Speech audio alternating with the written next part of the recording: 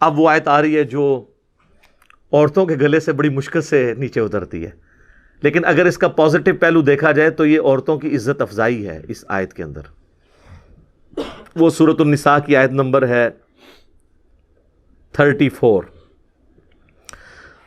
الرجال قوامون علی النساء، مردوں کو ہم نے حاکم بنایا ہے عورتوں کے اوپر۔ حاکم کا یہ مطلب نہیں ہے کہ وہ غلام ہے، یعنی مرد اور عورت مل کر ایک خاندانی ادارے کو وجود دیتے ہیں اور اس ادارے کا سربراہ مرد ہے۔ سر کسی بھی ادارے کا ایک ہی سربراہ ہو سکتا ہے، دو تو ہو ہی نہیں سکتے۔ وہ تو اللہ تعالیٰ نے سورہ بنی اسرائیل میں فرمایا کہ اگر اللہ کے، سورہ انبیاء میں، اگر اللہ کے ساتھ کوئی اور الہ ہوتا تو زمین و آسمان میں فساد برپا ہو جاتا۔ ایک وقت میں ایک ہی جو ہے نا وہ مینیجر ہو سکتا ہے، ہاں ڈپٹی مینیجر آپ جتنے مرضی رکھ لیں، جو جی ایم ہے یا مینیجر ہے وہ ایک ہی ہوگا جو پورا اس کو دیکھ کے چل رہا ہوگا۔ اس اعتبار سے مرد عورتوں پر حاکم ہے، ہیومن ڈگنیٹی میں دونوں برابر ہیں، بلکہ اسلام میں تو بعض اوقات ہیومن ڈگنیٹی میں عورتیں آگے بڑھ جاتی ہیں۔ صحیح بخاری اور مسلم دونوں میں حدیث ہے، ایک شخص نے عرض کیا اللہ کے محبوب صلی اللہ علیہ وآلہ وسلم، مجھ پہ سب سے زیادہ حق اس دنیا میں میرے قریبی رشتہ داروں میں سے کس کا ہے؟ فرمایا تیری ماں کا۔ دوسری بار پوچھا، فرمایا تیری ماں۔ تیسری بار پوچھا، فرمایا تیری ماں۔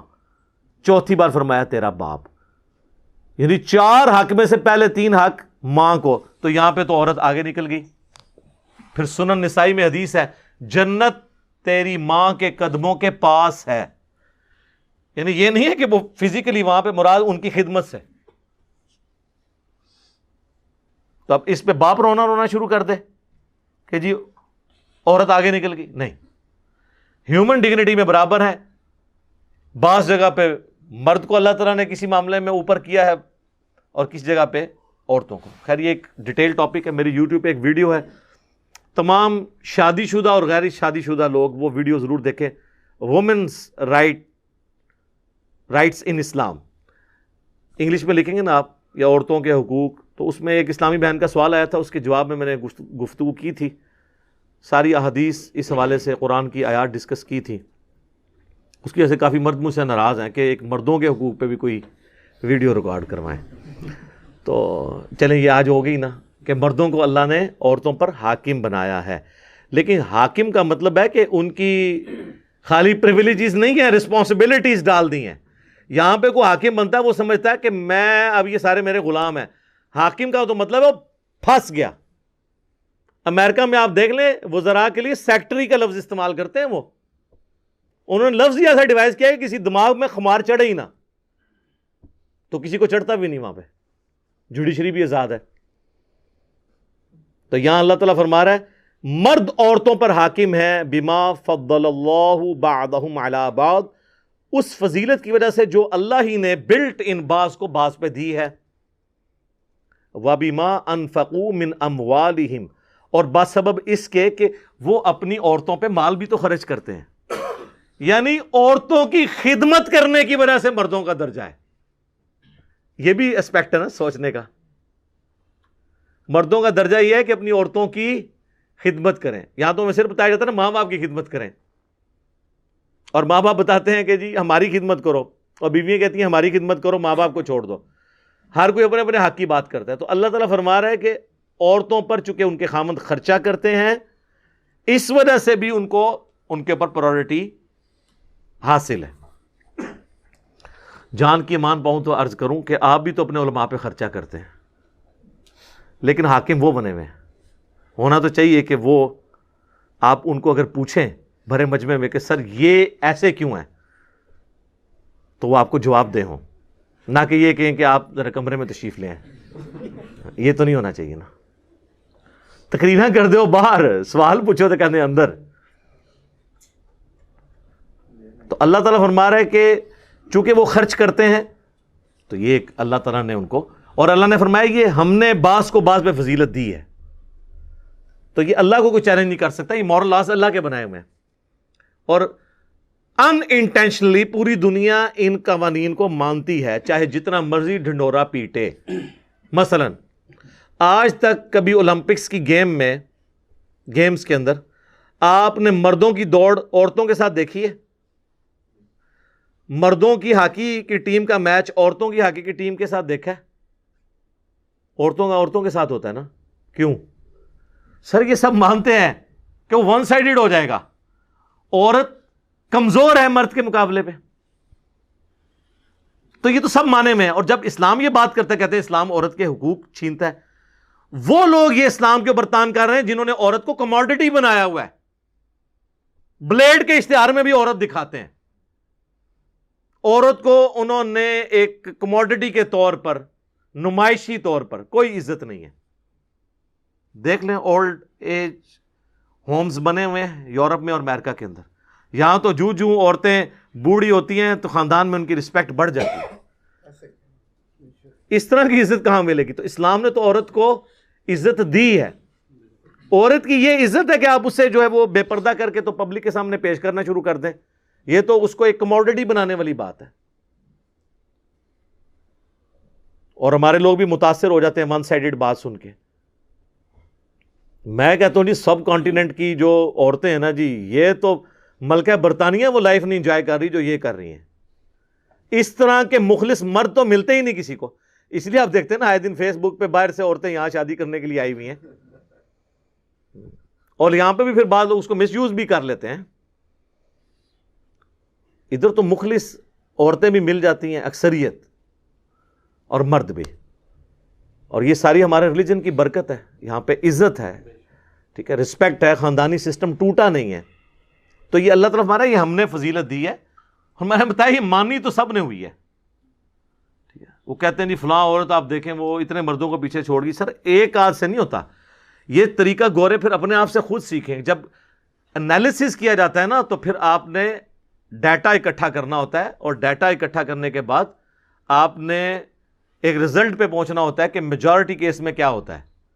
وہ کہتے ہیں جی وہ ہمارے محلے میں ایک بابا ہے جو جوانی سے سگریٹ پی رہے تھے, وہ 80 دا ہویا ہے جی, انہوں کوئی بیماری نہیں. انج نہیں, 100 بابے 80 سال کے نکالیں جو بچپن سے سگریٹ پی رہے ہوں, تو آپ کو پتا چلے گا وہ ایک ہی 80 تک پہنچے, باقی سارے 60 سے پہلے ایکسپائر ہو گئے.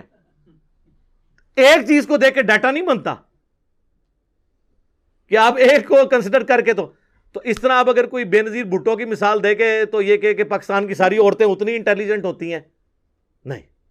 اوور آل عورت جو ہے وہ اپنے, قرآن میں تو یہاں تک ہے, اس کے اوپر بھی لوگ اعتراض کرتے ہیں. سورہ زخرف میں اللہ تعالیٰ نے فرمایا کہ یہ اللہ کے لیے بیٹیاں تجویز کرتے ہیں, جبکہ عورت کو تو اللہ نے ایسا بنایا کہ وہ جھگڑے کے وقت اپنی گفتگو بھی صحیح طریقے سے کنوے نہیں اگلے کو کر سکتی. وہ کہتے ہیں نہیں قرآن میں اتنی عورت کی توہین آئی ہوئی ہے. سر بے نظیر سے زیادہ کانفیڈنٹ لیڈی میں نے نہیں دیکھی. مجھے کئی سینئر آرمی کے آفیسرز نے بتایا کہ باقی پرائم منسٹرز کا تو ہمیں نہیں پتا, لیکن جب بے نظیر پرائم منسٹر تھی نا تو ہم پوری اپنی وہ پریزنٹیشن تیار کر کے آتے تھے, اور اس کی اتنی یاداشت تھی کہ وہ جب پریزنٹیشن دیکھتی تھی نا تو کہتی تھی 3 سلائڈ پیچھے جاؤ, فلاں جگہ یہ کامہ غلط ڈالا ہوا ہے, یہاں پہ اسپیلنگ غلط ہے, اس کا اس کے ساتھ ربط نہیں بن رہا. اور کہتے ہیں باقی وزیر اعظم کا یہ حال تھا کہ وہ شربت پی کے اور چائے پی کے اٹھ کے چلے جاتے تھے, ان کو پتہ بھی نہیں چلتا تھا. لیکن اسی بے نظیر کو میں نے جیو کے پروگرام جواب دے کے اندر دیکھا ہے کہ جب اس سے اس کے بھائی کے قتل کے بارے میں پوچھا گیا تو وہ اپنے جذبات پہ قابو نہیں رکھ سکی, وہ اپنا مائک اتار کے اٹھ کے چلی گئی. اسے بولا ہی نہیں جا رہا تھا کہ آپ پرائم منسٹر تھی اور آپ کے دور کے اندر آپ کے بھائی کا قتل ہو گیا, تو اسے اپنے جذبات پہ قابو نہیں رہا, حالانکہ اتنی کانفیڈنٹ لیڈی. تو اوور آل عورت کو اللہ نے کمزور بنایا ہے, رقیق القلب بنایا ہے. آپ دیکھیں عورتوں کو رونا جلدی آتا ہے بچوں کی طرح ایز کمپیئر ٹو مرد. کہتے ہیں مرد کو درد نہیں ہوتا, لیکن ہوتا ہے درد مرد کو بھی. ہاں لیکن اللہ نے اسے مضبوط اعصاب والا بنایا, اور یہی وجہ ہے کہ کبھی کوئی پیغمبر نہیں عورت بنائی اللہ نے, کیونکہ پبلکلی جا کے دعوت کا کام کرنا ہوتا ہے, دماغ پہ سٹرین لینا ہوتا ہے, تو عورتیں اس طرح کا سٹرین نہیں لے سکتی. مرد کو اللہ تعالیٰ نے اس حوالے سے مضبوط بنایا.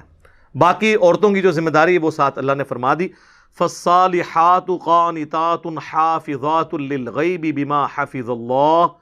تو نیک عورتیں وہ ہوتی ہیں جو اطاعت گزار ہوں, حفاظت کرنے والیاں ہوں مردوں کی غیر حاضری میں, یعنی اپنی عزت کی حفاظت کرنے والی اللہ کی حفاظت کے ساتھ. وَاللَّاتِي تَخَافُونَ نُشُوزَهُنَّ.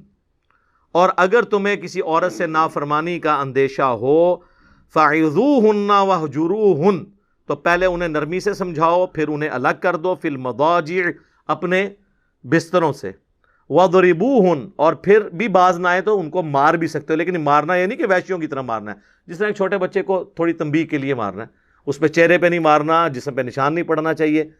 فَإِنْ أَطَعْنَكُمْ، پھر اگر وہ اطاعت کر لیں، فَلَا تَبْغُوا عَلَيْهِنَّ سَبِيلًا، تو پھر کوئی بہانہ نہ تلاش کرو کہ تم ان کے ساتھ زیادتی کرو۔ ان اللہ کان علیٰ کبیرا، بے شک اللہ بھی تو بہت بلند ہے اور بہت بڑا ہے، یعنی اللہ کی اتنی بڑی کبریائی ہے، وہ بھی تو تمہاری نافرمانیوں سے درگزر کرتا ہے، تم بھی اپنے بیویوں کے معاملے میں درگزر کی روش اختیار کرو۔ اس کانٹیکسٹ میں بخاری و مسلم دونوں میں حدیث ہے، نبی علیہ السلام نے فرمایا کہ عورت کو اللہ تعالیٰ نے آدم کی ٹیڑھی پسلی سے پیدا کیا ہے، اسے سیدھا کرنے کی کوشش نہ کرو ورنہ توڑ بیٹھو گے، اور اسے توڑنا، اسے طلاق دینا ہے، تم اس سے نفع حاصل کرو، ٹالریٹ کرو۔ صحیح مسلم میں حدیث ہے، کوئی بھی اپنی بیوی سے مومنہ سے بغض نہ رکھے۔ مسلم شریف میں ایک اور حدیث ہے کہ دنیا برتنے کی جگہ ہے اور سب سے بہترین دنیا کا سرمایہ نیک بیوی ہے، ٹھیک ہے۔ صحیح مسلم میں حدیث ہے، ہر تسبیح صدقہ ہے، سبحان اللہ، ہر تحمید صدقہ ہے، یعنی الحمدللہ، ہر تحلیل صدقہ ہے، یعنی لا الہ الا اللہ، ہر تکبیر صدقہ ہے، اللہ اکبر کہنا، امر بالمعروف ونہی عن المنکر، لوگوں کو نیکی کا حکم دینا اور برائی سے روکنا اپنی اپنی ڈومین کے اندر، یہ بھی صدقہ ہے، اور تمہارا اپنے بیوی بچوں کے منہ میں لقمہ ڈالنا بھی صدقہ ہے، حتیٰ کہ تمہارا اپنی بیویوں کے ساتھ ازدواجی تعلق جو آپ سمجھ لیں خالصتاً جو ہے اینیمل انسٹنکٹ ہے، وہ بھی صدقہ ہے۔ صحابہ کو باقی چیزیں تو ہضم ہو گئی، انہوں نے کہا یہ بیویوں سے تعلق قائم کرنا بھی صدقہ ہے، اس پہ بھی ثواب ملے گا۔ تو آپ نے فرمایا اگر یہی چیز تم کسی ایسے طریقے سے پوری کرو جو تمہارے لیے حلال نہیں ہے تو کیا تمہیں گناہ ملے گا؟ صحابہ نے کہا ملے گا۔ تو آپ نے فرمایا پھر اس کے اوپر ثواب بھی ملے گا۔ یہ صحیح مسلم میں حدیث ہے، نیکی کا کانسیپٹ۔ یہ تو کئی حدیثیں مجھے فی البدی یاد ہیں، اب ٹائم مکمل ہو چکا ہے۔ وہ جو وومنز رائٹس ان اسلام جو میری ویڈیو ہے وہ آپ ضرور دیکھیں، میں نے ان سارے ایشوز کو اس میں ڈسکس کیا ہے، اور کافی ساری باتیں کرنے والی ہیں، لیکن اب ٹائم مکمل ہو چکا ہے۔ پھر انشاءاللہ تعالی زندگی رہی تو اگلی کلاس کے اندر آگے سے سٹارٹ کریں گے۔ اللہ تعالیٰ سے دعا ہے جو حق بات میں نے کہی اللہ تعالیٰ ہمارے دلوں میں راسخ فرمائے، اگر جذبات میں میرے منہ سے کوئی غلط بات نکل گئی تو اللہ تعالیٰ ہمارے دلوں سے ہی اسے محو کر دے، دھو دے، ہمیں معاف بھی فرما دے، ہمیں کتاب و سنت کی تعلیمات پر عمل کر کے دوسرے بھائیوں تک پہنچانے کی توفیق عطا فرمائے۔ سبحانک اللہم وبحمدک، اشہد ان لا الہ الا انت، استغفرک واتوب الیک، وما علینا الا البلاغ المبین۔ جزاکم اللہ خیرا۔